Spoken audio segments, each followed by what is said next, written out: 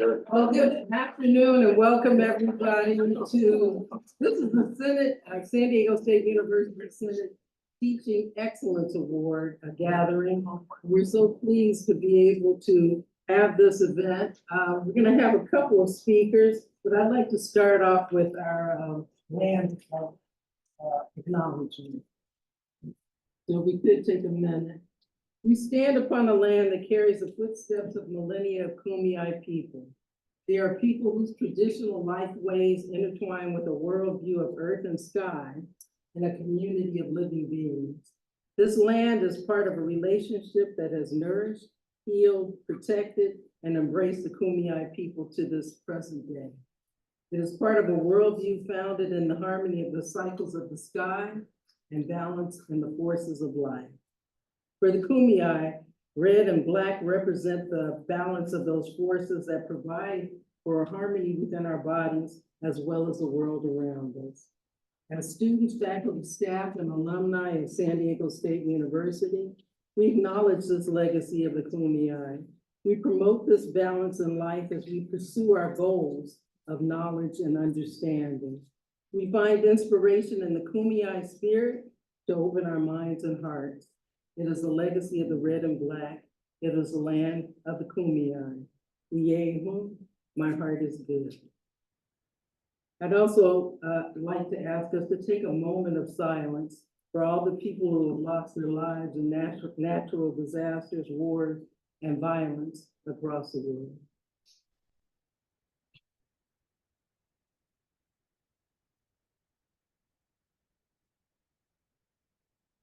Thank you.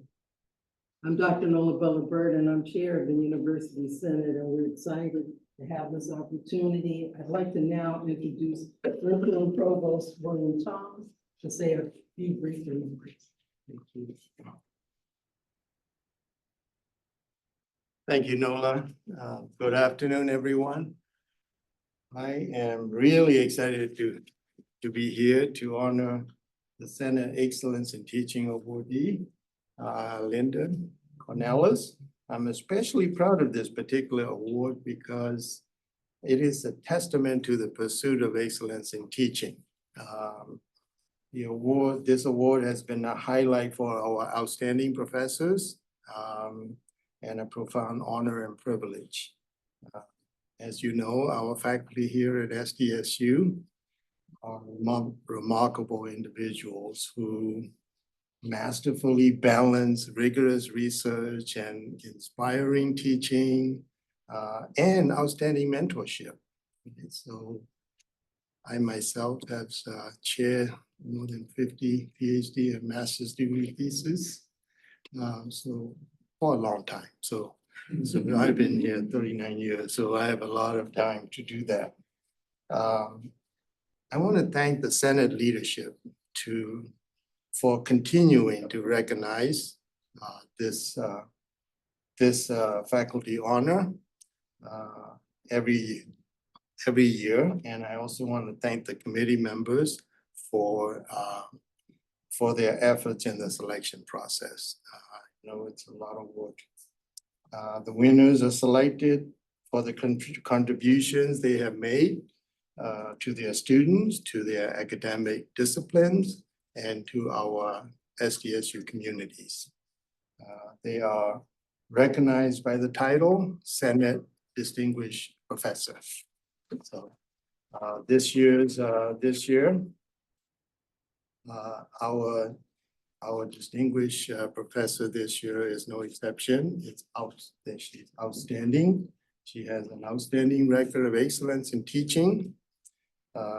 And I just learned that after her PhD in 2013 from Yale University, she was recruited here to be Joe's postdoc, and they have kept her, and wonderful faculty. She's now an associate professor. She also serves as the chair of SDSU Senate Sustainability Committee. So I'm really impressed that her research focuses on economic, social, and environmental sustainability. And I'm really impressed that she integrates sustainability, environmental studies into her business curriculum. Really important for our students at both the undergraduate and graduate levels. And her curriculum centers around diversity, inclusion, ethics, and socio-environmental sustainability. She's an internationally recognized scholar and teacher, most importantly, teacher. And so I'll ask Nola to introduce her. Thank you very much.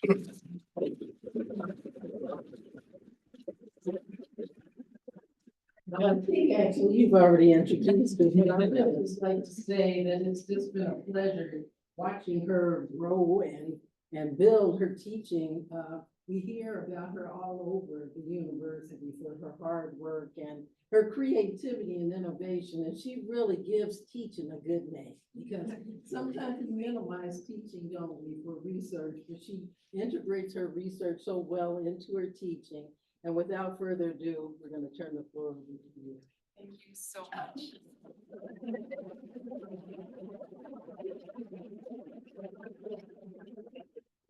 Thank you so much, Dr. Butterford. Thank you to all of you for being here. I'm so happy to see so many faces.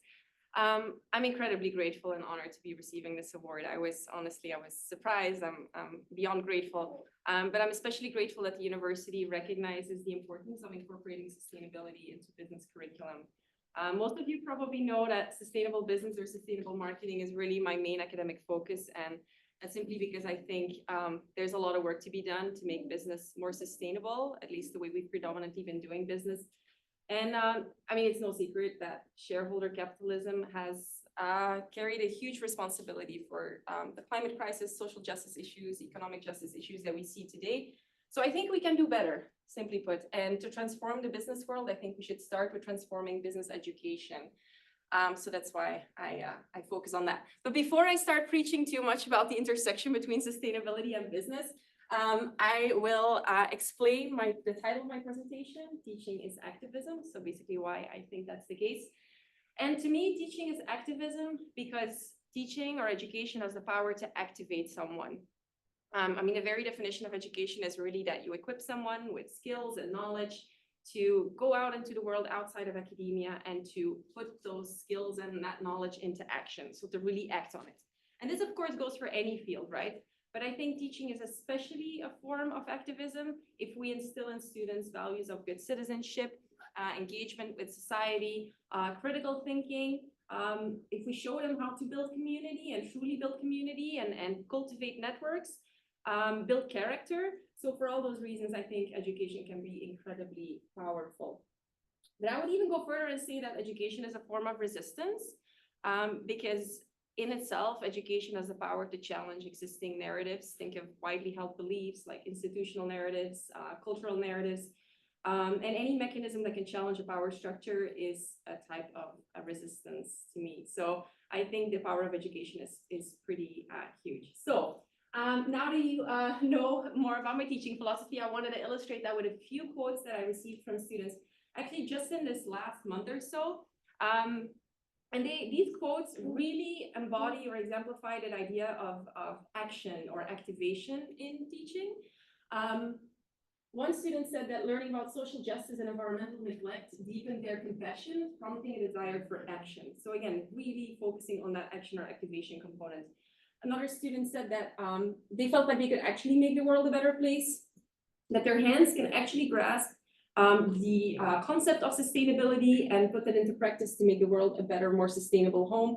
And the student also expressed, by the way, these are verbatim, the student said that I wanted to help bring about change, but didn't know how to. So giving, like, education can really give people tools to take action. And then the last comment to me, I mean, I think is even more impactful because it shows the power of education to flip the switch from feeling very passive about something to feeling activated about something. And in this case, the student said, personally, I did not care about sustainability prior to this class.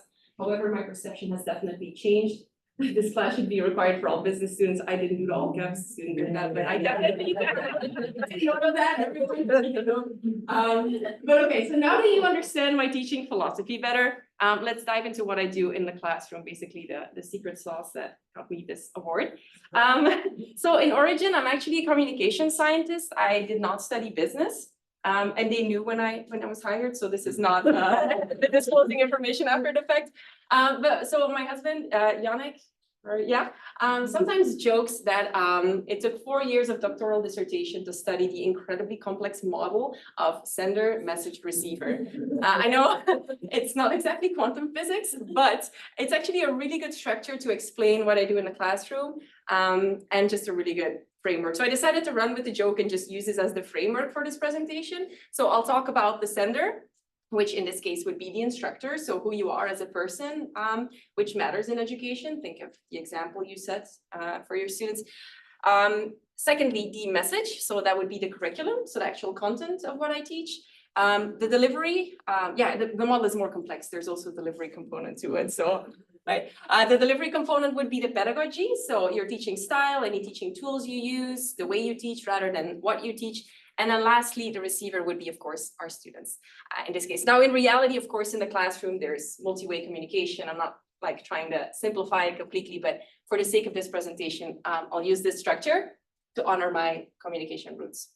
So first, the sender. So that would be, in this case, me, the instructor. And just for context, I think most of you know, but maybe some of you don't. I was born and raised in Belgium, in the north of Belgium. So my first language is Dutch. And instead of throwing out some like Wikipedia highlights about Belgium, I'm just gonna give you some fun facts that maybe even the people who have been to Belgium, maybe they don't know yet. So even traveling Sean, maybe you don't even know these things, but okay, first of all, Belgium has the best chocolate in the world, not the Swiss, and Paula isn't here, so I can safely diss the Swiss chocolate right now. But unfortunately, Belgium has pretty awful colonial roots, so the traditional Belgian chocolate is not exactly fair trade. But luckily, a lot of brands are now cleaning up their supply chain in terms of sustainability, social sustainability, and a moral reckoning with our colonial past. So another fun fact that is actually more fun, there's no downer in this one, is that Belgium was the first country in the world with an openly gay head of state, openly gay prime minister, Elio Di Rupo. He was always wearing a bow tie. I vividly remember him.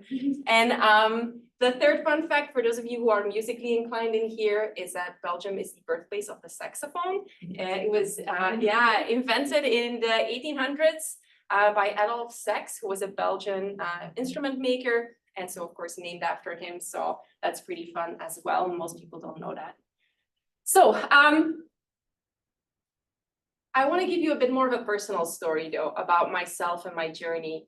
I was not supposed to be here.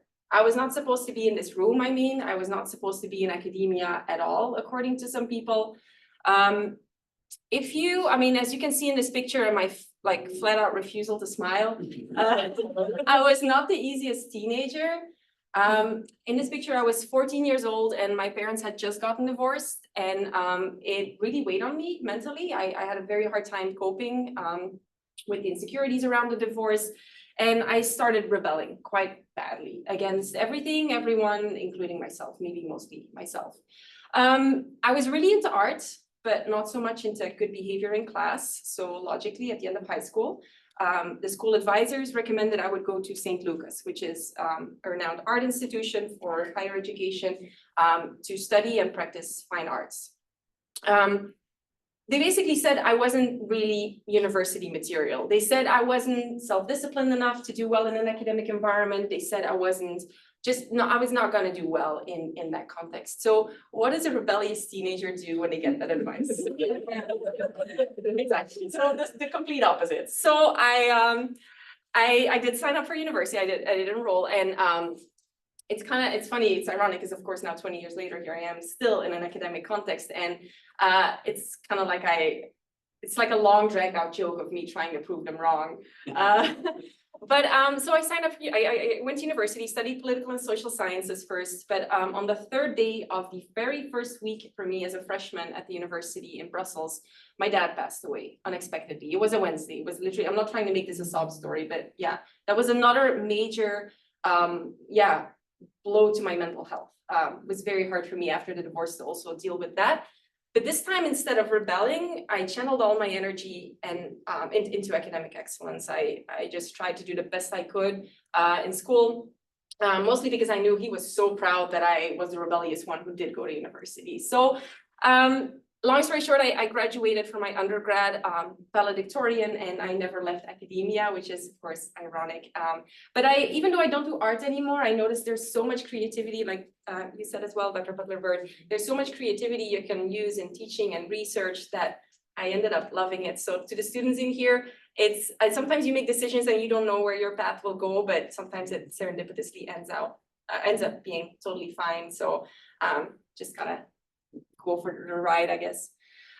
So after my undergrad, I did a master's in communication sciences. That's where I learned that genius model of communication at Ghent University. And then after my master's, I got a grant from Ghent University to do a PhD.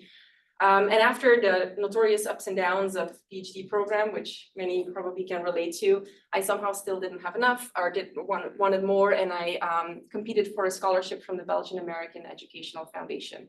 And this is very competitive. I had no idea I would even have the slightest chance of winning this. They basically sponsor 1 year of advanced education anywhere you want in the United States. So they give you a ticket to go anywhere in the United States. Now, most of my peers who win this award, typically they choose Ivy League schools, right? Because you literally get like a budget to go anywhere. They ended up at Carnegie Mellon and Harvard and many at Stanford. And I figured, like, if we're gonna go to America for a year, let's pick somewhere sunny, let's pick somewhere fun.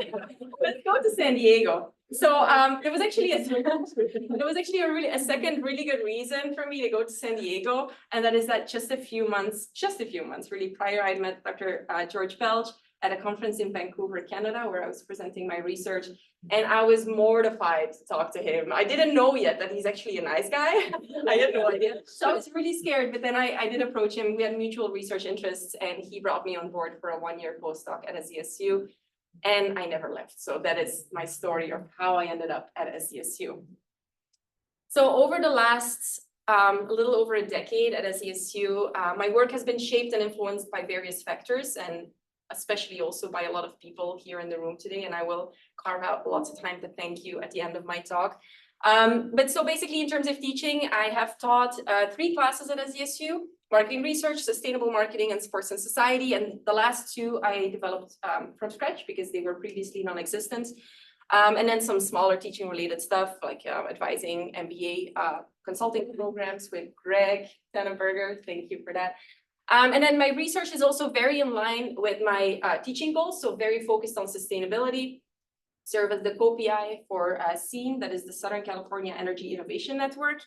That's an incubator that helps clean tech startups with their go-to-market strategy, pilot testing, market research, and so on. And it's funded by the California Energy Commission. And many thanks to John McMillan and John Crockett and Saeed Machadi for bringing me on board during the pandemic. And then a second grant project that I currently work on, this is sponsored by, or a grant from the Department of Energy, is on climate resilience in underserved communities, specifically looking at public safety power shutoffs and related solutions.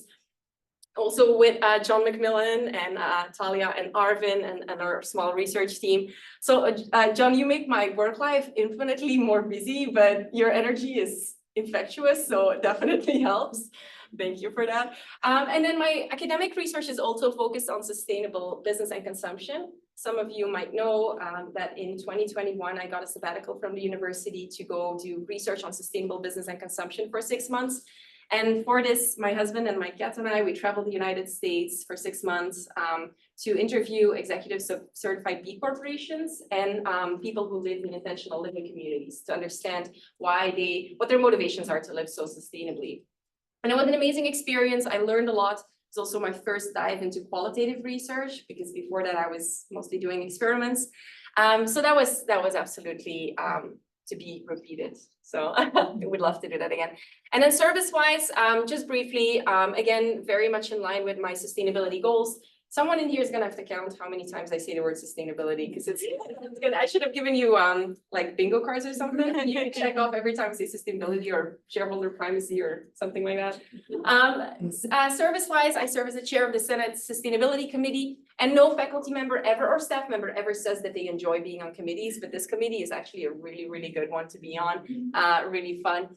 I advise student orgs, a few nonprofits, and I volunteer or mentor students whenever and wherever I can. But to balance all that out, in my free time, I spend as much time as possible outdoors and offline, and I need this for my mental sanity. This particular picture was taken on the John Muir Trail, which is arguably one of the most beautiful trails in the world. I enjoy long distance backpacking trips. And this was actually really, really rough because this was a single clear night after we were met by wildfire and then flash floods, and the rivers were so swollen that we often couldn't even pass them. I mean, we were soaked to the bone, had to pitch our tent in a mud pit every night. It was pretty miserable. On top of that, I had an injury on my foot. So I guess ibuprofen sponsored this trip or something because it was really bad. Definitely type 2 fun. But there's a reason for all this suffering. It really is related to sustainability and to my teaching for 2 reasons. First of all, it really allows me to decompress, come back to the classroom and give my 100% to the students. It allows me to keep a really good balance mentally. So that in itself, I mean, makes me a better professor, being able to do that. Secondly, it is related to sustainability because you learn how to live very minimalist, at least while on the trail, and you learn to deal with discomfort, and you have these amazing existential moments where you're surrounded by nature and you feel so small and you put everything in perspective. So that as well, I feel enhances my teaching. Also, my personal life, I really do care about sustainability a lot. I enjoy just living in a more sustainable way when I can or wherever I can. A lot of that is thanks to my husband, Yannick, who built us as sustainable as possible little paradise, biophilia inspired, complete with gray water diversion, rainwater harvesting and everything. So that is definitely another personal aspect of me. And then the last thing you need to know about the sender in the communication model is that I'm pretty food obsessed. So it's my biggest sin, my biggest passion is making food, but sharing food as well and eating food. I think food is fascinating because it has so many aspects to it, definitely a sustainability aspect as well. If you think of what ingredients you source, what type of food you make, how you prepare it, the whole supply chain of food. I mean, there's so much sustainability, of course, in food. And I know, Justin, you know that like no one else, right? The sustainability of food. Now, you might think, well, besides sustainability, there's obviously an artistic aspect, like because we eat with our eyes, and there's cultural aspects and so on. There's so much to food. But you might think that all of this here is really unhealthy, but it's actually what I eat for breakfast. The kind of stuff I eat for breakfast, because I had to come up with a way to marry my my passion for sweets and then my desire to stay healthy. So I had to come up with ways to make my food as healthy but still as indulgent as possible. So that's it's kind of my jam. So, and also a way to de-stress after teaching. So that was it for the senders. So now you know me pretty well. The second component of the communication model is the message. So that would be the curriculum. And just in the interest of time, I'm going to zoom in on my sustainable marketing class because I think it's the most innovative and the most interesting one to share with you. But if you have any questions about the other two, I'm more than happy to go over boring regression analysis in market research or something like that. But happy to answer questions about those two. So the sustainable marketing class that I developed after my sabbatical is a very interdisciplinary class in the sense that it's very focused on sustainability, but tailored to business students. And I always start by explaining really what sustainability means. And it seems so self-evident, but if you just dissect the word, it really means the ability to be maintained or retained or sustained at a certain rate or level. So it has that long-term horizon, that longevity perspective in it. And that's always where I start. There's multiple aspects to sustainability. And for many of you, this might be very basic information. For some of you, this might be fairly new. So first aspect is economic sustainability. And from a business perspective, this is typically the way we think of sustainability first. Okay. Oh, sorry, Andy, I thought you had a question. No, you're good? Okay, sorry. You're not questioning sustainability. Economic sustainability is the thing you think of first when you think of business and sustainability. Like I said, it has to do with keeping your business viable, making sure you make fiscally sound decisions to keep your business operating and so on. Now, of course, if companies mostly focus or only focus on economic sustainability or economic growth, think market share growth, revenue growth, and so on, they often tend to overlook other aspects of sustainability, and that's where, of course, problems arise. Second aspect of sustainability would be environmental sustainability. And this is what the general public typically thinks of when we think of sustainability. And that has to do with survival of our species, biodiversity, staying within the what natural resources our Earth can provide, and so on.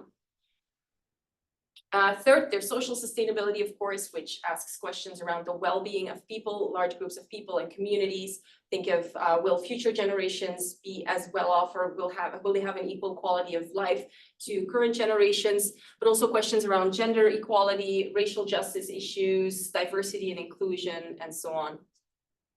And besides those three main ones, I like to add two more aspects of sustainability that are more on a micro level, so more on a personal, individual level. And the first one is physical sustainability. Physical sustainability would relate to your own physical health. It's kind of like the engine you're like operating with on Earth, your body. Are you staying healthy? Can you keep basically living the life you do without burning out? Your activity levels, your personal health, your diet, and so on. And then lastly, mental sustainability. So that would pertain to, of course, your mental health.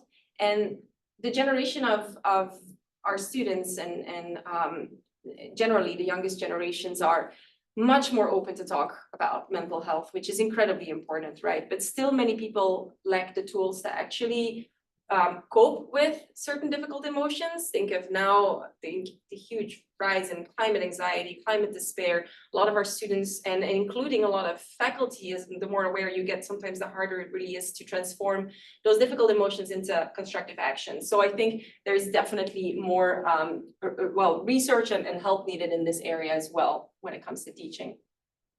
So you might wonder why all of this really matters. Like, why am I talking about so many aspects of sustainability in a business curriculum? I mean, it seems kind of unnecessary, but that is absolutely not the case, because all of these pieces really fit together in one holistic puzzle in a way, and the world isn't naturally siloed. Each of these aspects has an influence on one another, like the example I gave before, focusing primarily on economy versus on environmental or social justice.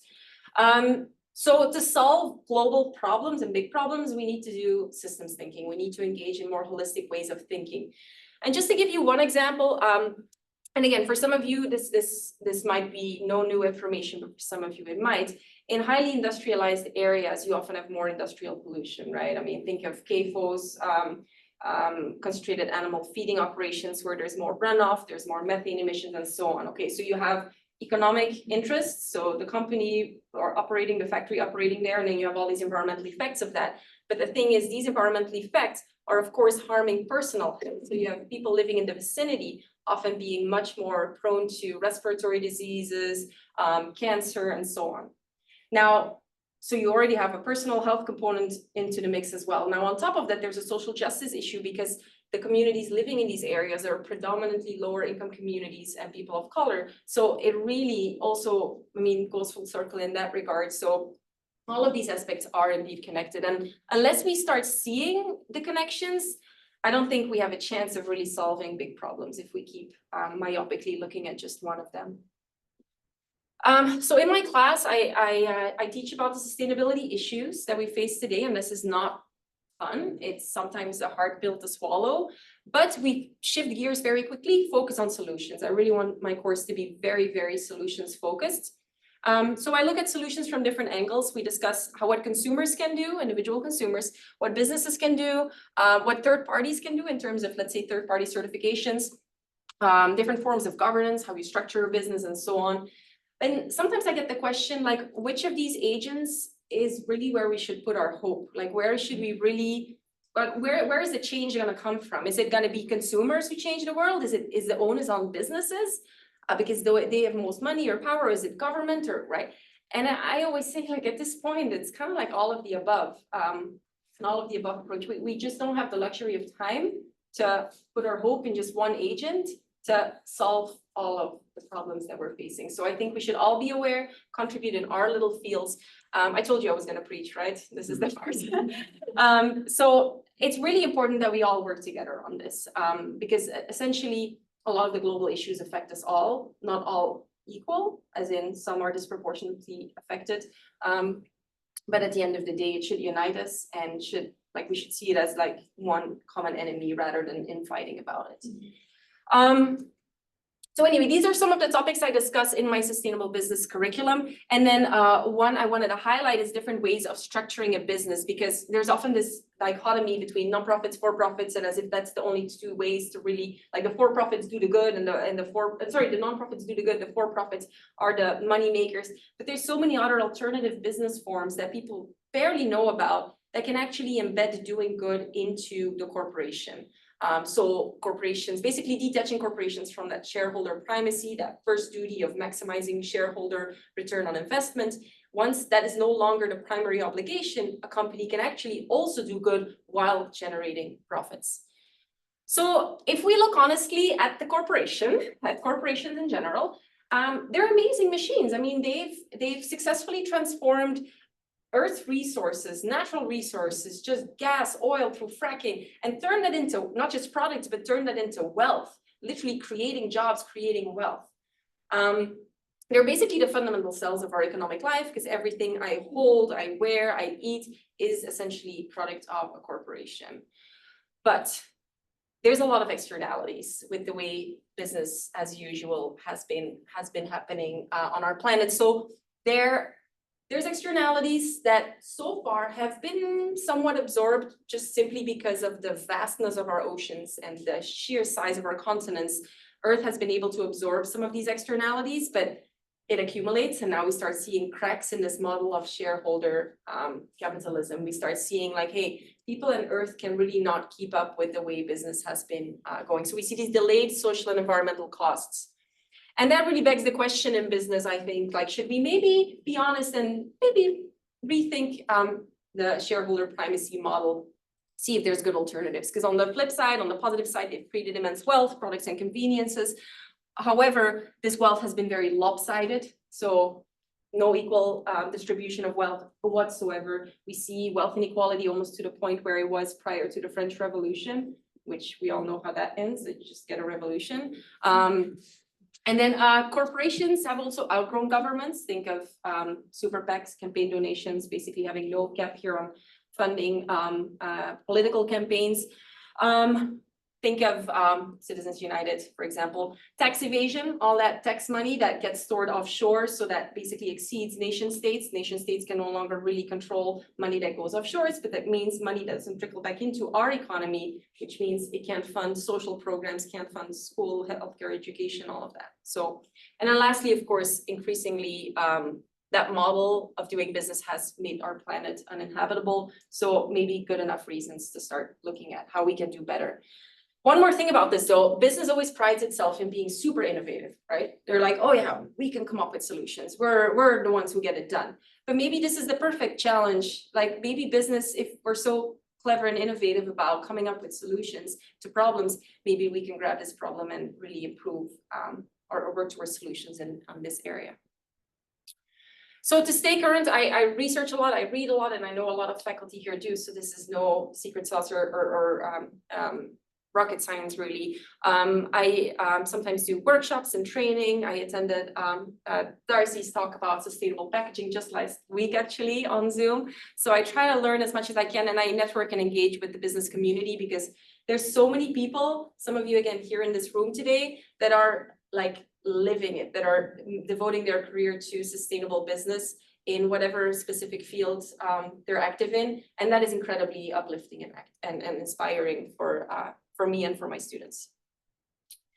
So the next section is easier to digest. It is my pedagogy. So the third aspect of the sustainable or the communication model is the delivery. So the pedagogy, the way I teach. So I see The slides don't really translate my colors really beautifully, but I think you get the gist of it.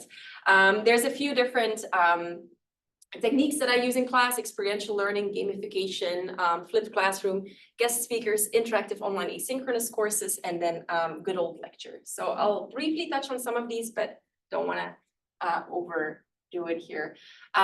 In terms of experiential learning, it's very much a buzzword in education right now, but it's a buzzword for a good reason, because people tend to learn much better when they are immersed in something, when they really experience it.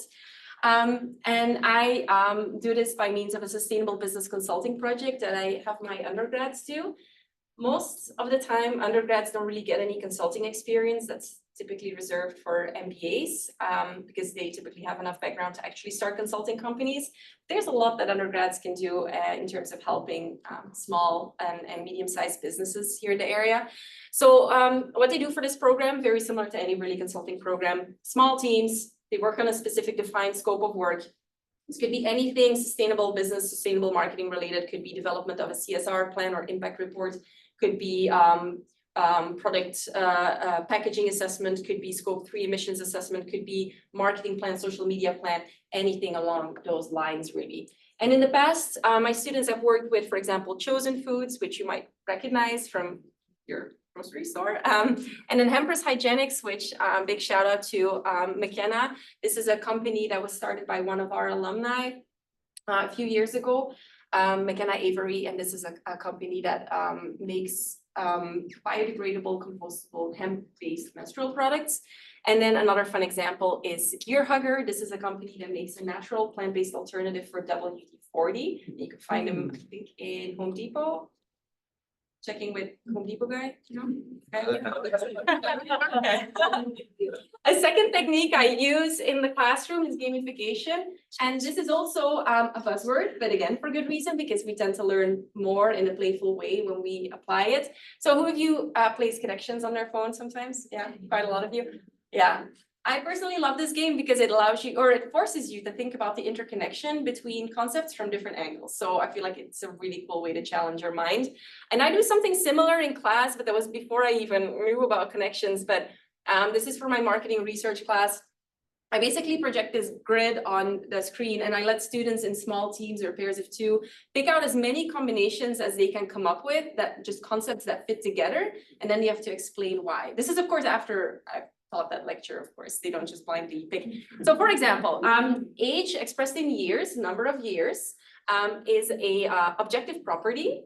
I hate to break it to you, it's not subjective. You're not as, I mean, you're as old as you feel, but you kind of are not. There's an an actual countable number of years, right? Starting at 0 and then going to however long you've run. So this type of scale is called a ratio scale. It has a natural 0 point in origin. So, and each increment is of equal distance, which is why it's a ratio scale. So anyway, so they can pick out concepts that belong together and explain that in class.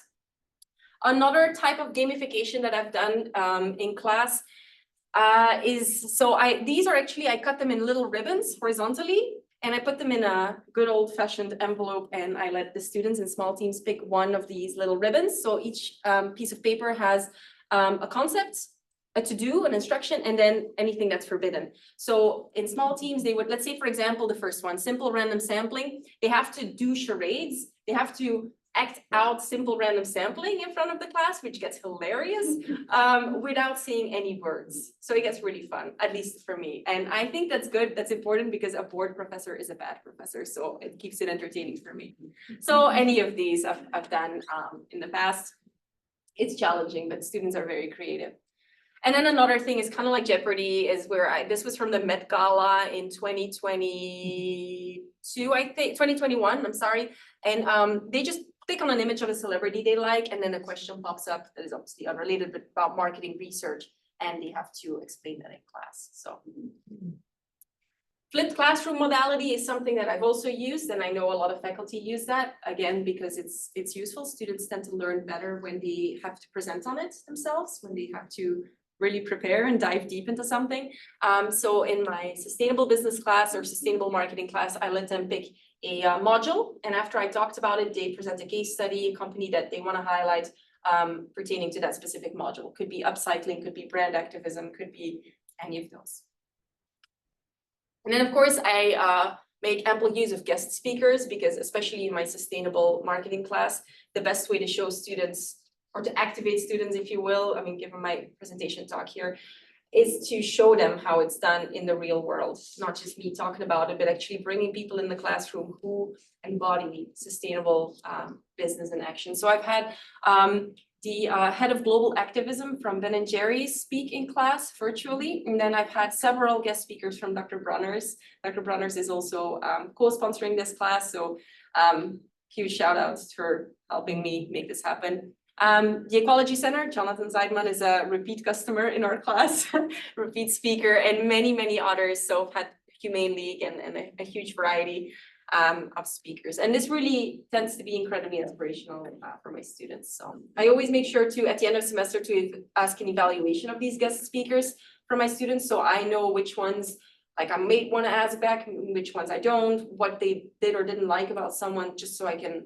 continuously improve the class as much as possible.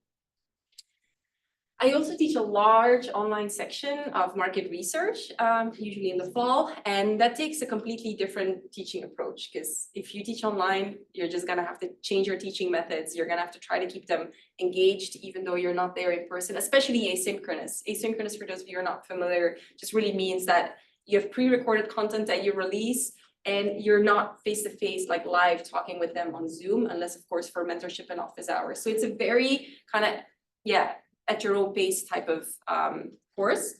For this, I've gotten a lot of help from Sean and the IT team to set up Canvas and record everything in Camtasia. And so I have these pop-up quizzes in my videos, like any moment throughout my video, a quiz could pop up, like just a simple question, asking them about something, like basically to apply something. And I, of course, see the results of that in Canvas as well. Besides this, I think there's, still good old lectures. So the really old fashioned way of lecturing, either online or in person. So we are at the last part of my communication model. So that's the students. I wanted to highlight a couple success stories of my students because I mean, there's often so much talk. I mean, I don't even know there's so much talk, but there's talk about how professors impact students' careers, right? But there's so much impact that goes from students to faculty as well. And I'm not just saying that, it really is, because the way you show up in class as a student, when you're engaged, when you are inquisitive, when you're respectful to when your peers are talking, or your guest speaker or a guest speaker is talking, or when I'm talking, that just makes such a difference for faculty members. Like, students can really make or break the vibe in class. You hold power in that regard. Like, it's really remarkable. So I think, most of the students I've had have been absolute gems of people, and I wanted to highlight their success. So the top pictures where you see them in the Fowler boardroom, those are students who participated in the Sustainable Business Consulting Project. This is the Chosen Foods team, Katie's Healing Kitchen team, and then we have Gear Hugger team over there. In the middle with the red shirts, these are the women's lacrosse players. And they invited me repeatedly to their game as their MVP, I think most valuable professor or something like that, but I didn't know anything about lacrosse at all. I thought it was kind of boring, but it was so sweet that I got to be there. It's not really a thing in Europe, lacrosse, so, but it was amazing. And then, one more thing about student athletes though. At that time, I was teaching an 8 a.m. in-person class, and a lot of students were late consistently in an 8 a.m. class. But student athletes, they already had 2 hours of practice in the morning before even showing up on time to an 8 a.m. class, being punctual. So much respect to student athletes who combine their academic endeavors with the sports. So that's amazing. And then here we have Nilu Shariari. She graduated in marketing as the most outstanding student in marketing in 2017. And she asked me to join her on stage with at commencement, and then another one of those remarkable students, Meg, who is actually joining here today. She came in from the Bay Area, which is awesome. Thank you for being here. She was the most outstanding student in marketing in 2018, right? time flies.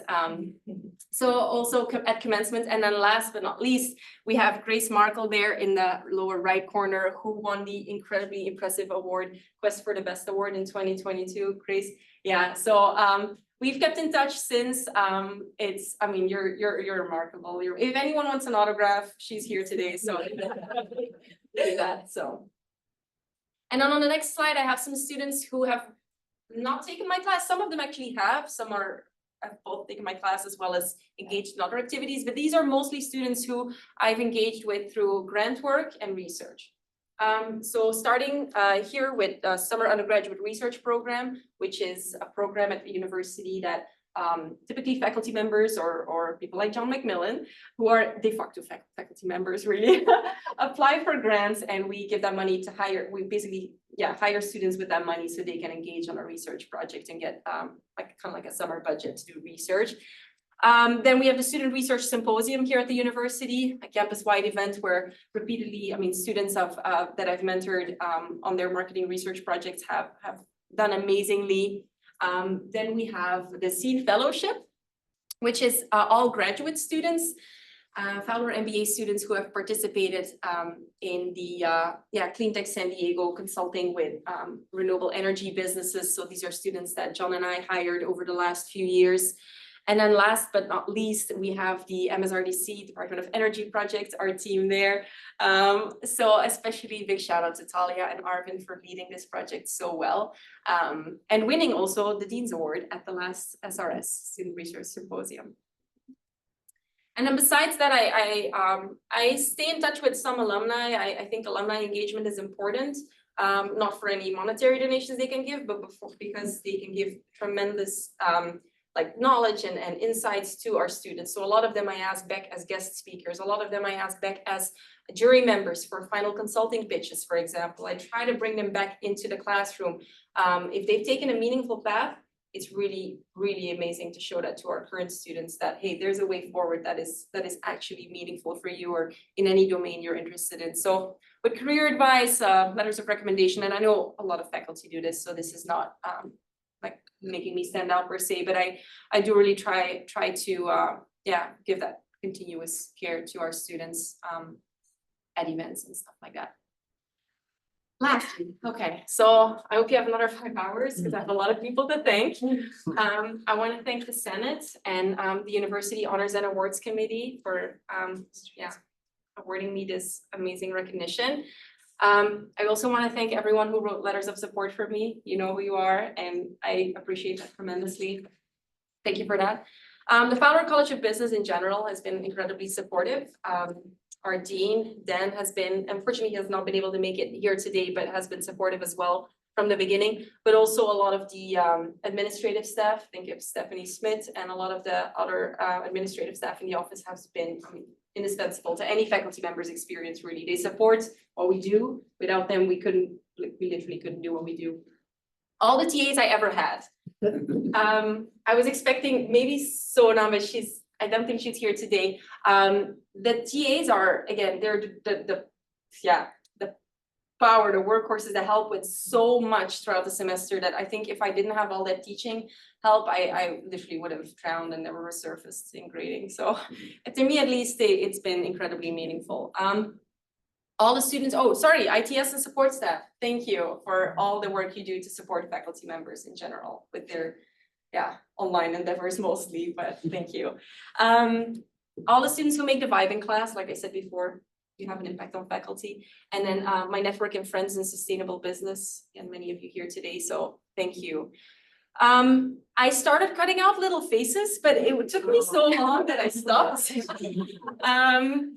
So on the top row, of course, we have some Fowler people. I especially want to do another shout out to Heather Honey, and then John McMillan, of course, and then of course Joe Belch and the whole marketing team. Nancy and Mark. Nancy, I see you here today. Thank you as well. I went with Nancy and Mark to Australia for a faculty development trip in 2016 on sustainable business, and that was in my early kind of steps into sustainable business, and this has been a catalyst for all the work I did after, so thank you. Second row, we have some people from Ghent University who were supportive from the early days. And then we have some Cleantech San Diego people. Ileana, I saw you come in as well. Thank you for being here. Some more university staff. Third row, we have all my friends and connections, well, some of my connections and friends in sustainable business. And then we have students that have been incredibly meaningful to me, Talia, Logan, Grace, and so on. So really, thank you. And then lastly, these are all the TAs starting from 10 years ago that I've had. I looked them all up. They're all here. And then at the end, we have some family, my husband, my mom and my stepdad, my uncle, and my grandparents. So I'm not that one there is my cat, but she's a boycotter of laptop work. She's pretty awful. So, okay, before I wrap up, one last thing though, let me circle back to my teaching philosophy about activism. So at the end of the semester for my sustainable marketing class, I give my students an assignment now where it's basically to develop a Venn diagram with 3 circles. The first one is what brings you joy, what do you genuinely enjoy doing? Second one is what are you good at? Where's your skills? Regardless of whether it's sustainable or not, just like what are your skills? And then lastly, what does the world need? What kind of work needs to be done? And the intersection of those 3 circles really shows you where your individual meaningful action could be. This is not my idea, by the way. I'm not taking credit for this. I saw this in a TED Talk. I thought it was genius. So I make my students do this at the end of semester to reflect on where their unique impact can be. And the example I show here is from one of my students from this year, actually, who is bilingual, like several of our students here at SDSU. And really is passionate about sports and soccer and giving back to his community. So his meaningful climate action was to promote sustainability within the sports industry and translate sustainability initiatives for more accessibility in the Hispanic community. So I think that was just such a beautiful example on how he found like that niche of what he would be able to do potentially after graduating or already now. So I hope this talk left you feeling activated and inspired. I think action is, maybe the most powerful antidote to feeling powerless in this world. So I hope it does. And maybe this exercise, you can do this regardless of stage in your career. This is my assignment. You guys should all do this. It really helps. And even at some point throughout your career to rethink your path and think, hey, am I calibrating? Like maybe just recalibrate and see what you could do. So. Thank you very, very much for being here. Thanks for listening to me.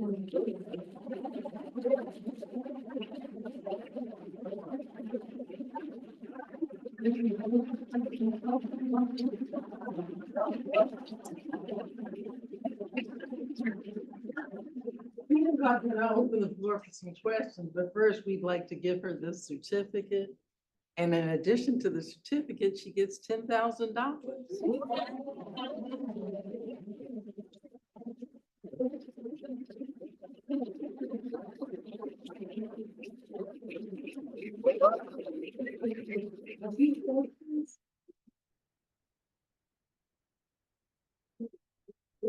Jeez.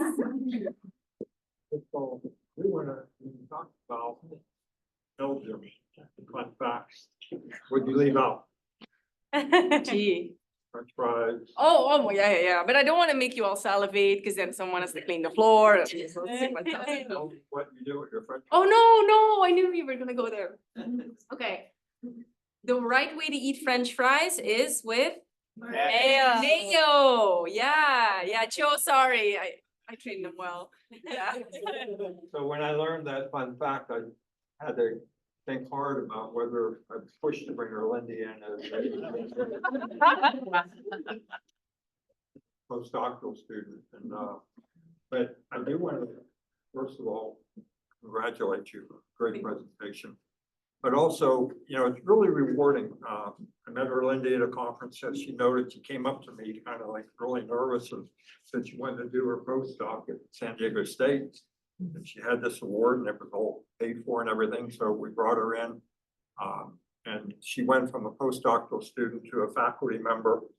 And it's just so rewarding to see someone make transition, from they become for a year postdoctoral student, become a faculty member, and then do the things that you've done. I mean, add so much value to the department, bring a whole new perspective into the curriculum. And so, I just think that's just really, really wonderful that, that you've been able to do that. And that what I think it's all about for those of us who are administrators and department chairs and of course, she said the support of the department and the faculty. So, it's another example of taking great pride in that, and I want to congratulate you. Thank you so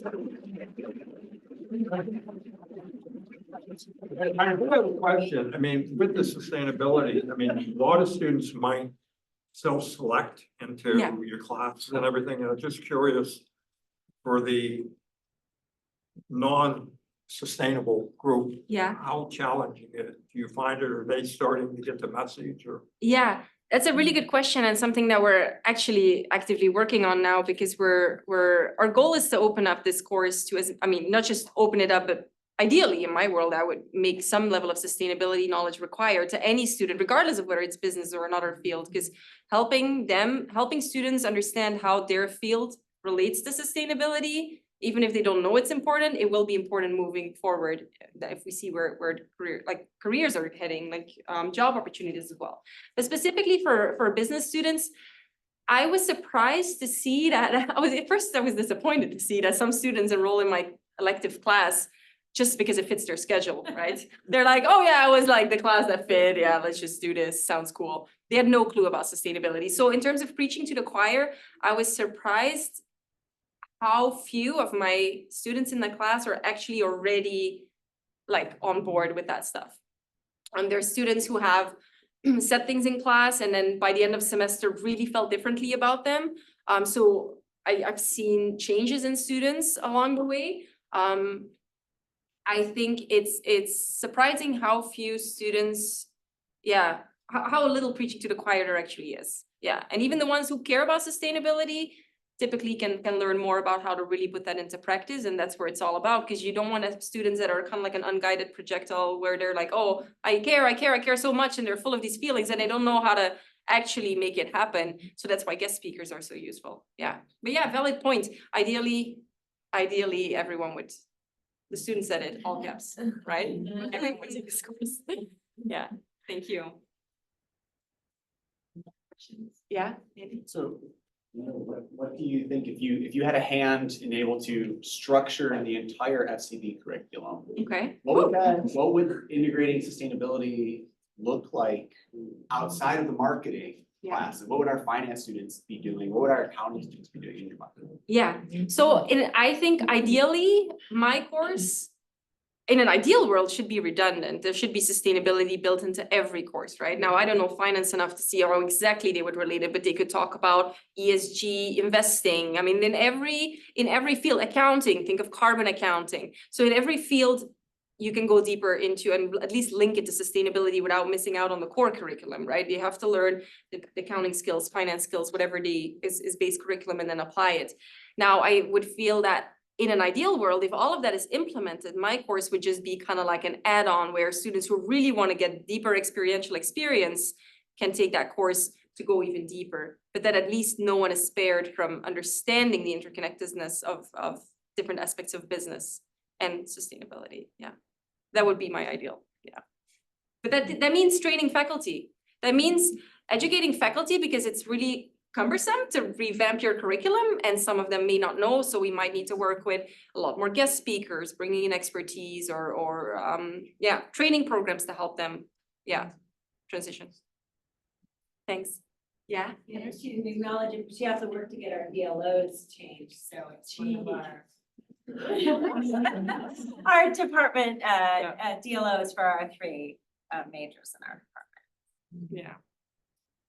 Thank you, Arlette. So maybe to follow up on that, because I'm not from business, I'm from science, and I'm also involved in the Senate, and we kind of figured out that, we're gonna drop 5 units of GE requirements next year, and the question is, what do we want to do instead? And I'm kind of dreaming up maybe something sustainability or whatever, but I'm more thinking on, GE class that also counts as sustainability or something in the major or Yeah. something somewhere else. But now listening to you, I kind of am convinced it's much better when it's taught within the major. But then, you know, that's way harder because like you say, you have to retrain all the faculty Yeah. while having a couple of faculty that are enthusiastic, Yeah. setting up new GE classes like sustainability and sciences, and they're already like, you know, philosophy and sustainability, you know, you have 23 programs, but already classes, so. Yeah, So the more broader ones, yeah. so what would you say, you think it really is important, it is integrated within the majors? I think it wouldn't hurt if definitely wouldn't hurt if they have a notion of sustainability in general as they come in, because then they get to apply it specifically in their majors, their field. I think that would be useful because I've had experiences where students said, oh, I feel like for 4 years, because I teach seniors, right? For 4 years, I've learned to do XYZ, and now I learn, wait, shareholder capitalism isn't the way to go. Like they start, it's better if they have an understanding of this so they can also apply it. So you challenge the students, so as they're going through their curriculum, through their 3-4 years of university, they can start thinking, hey, how can I link my field to sustainability? Maybe put the onus a little bit on students in terms of like, hey, you know about sustainability, now you're learning about your field, can you come up with examples? Ask the students to then start applying it more if they have that preconceived notion. So that I think would be helpful, so it wouldn't necessarily be an either or. I mean, it's always difficult to revamp curriculum and restructure all that. But in an ideal world, I even think some kind of exit exam where any student graduating with an SDSU degree, if we're really serious about this, we could have them like some kind of exit exam where they have to show that they can apply their field to sustainability, whatever it is. Architecture, they have to learn about LEED certification. I'm sure they do, but learn, like maybe write an essay on how to apply it, but then who's gonna grade it? So that's always it's always a question. Jonathan? Yeah, I have a comment and a question. First, I want to share just as friends, for your colleagues, how proud I am and we are of you for the work that you put in to your students. You know, we'll be on camping trips or out at dinners and you're thinking about how to make your coursework better and how to enrich the experience for the students. And it's just so noticeable and meaningful how invested you are in the experience for them. So congrats. And the question is, where do you see yourself growing? What are the aspirations you have for the coursework, for the department, for your particular growth in your career and how it continues to evolve in its work? Wow, yeah. So in terms of coursework, I feel I covered most of that in terms of where I see curriculum being more focused on integrating sustainability with every field.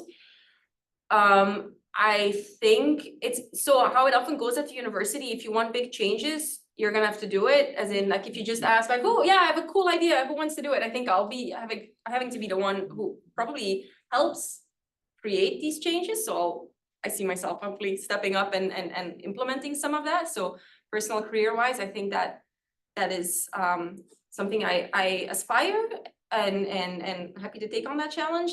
I mean, I wouldn't say no to another sabbatical to study. So I hope that's in the cards for the future. I still want to go up for a full. That's definitely still an aspiration of mine. So that means publishing. So yeah, a bit of everything. I think I'll take a break today after this, and then I'll start again. I think I'll go to a concert with you guys. Thank you. Any other questions?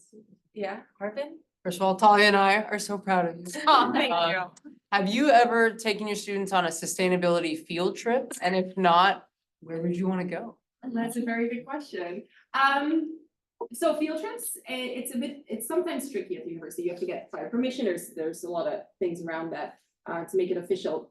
I have taken them on a field trip to Aptera because there were students in class that expressed an interest in it's a car manufacturer. For those of you who are not familiar, Aptera is a pretty revolutionary company that aspires to build a very sustainable car. It's not on the market yet.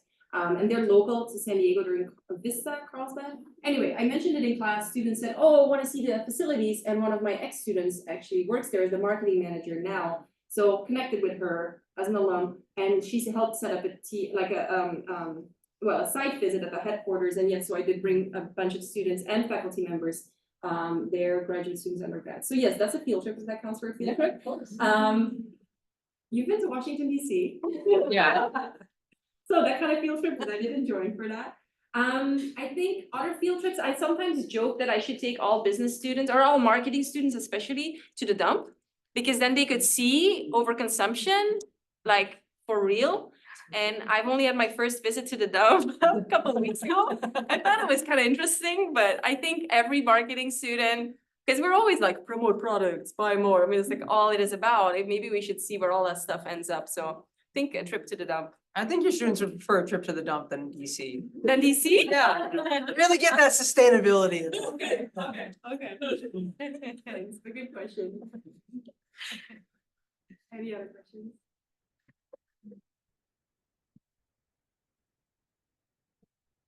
Thank you again for being here.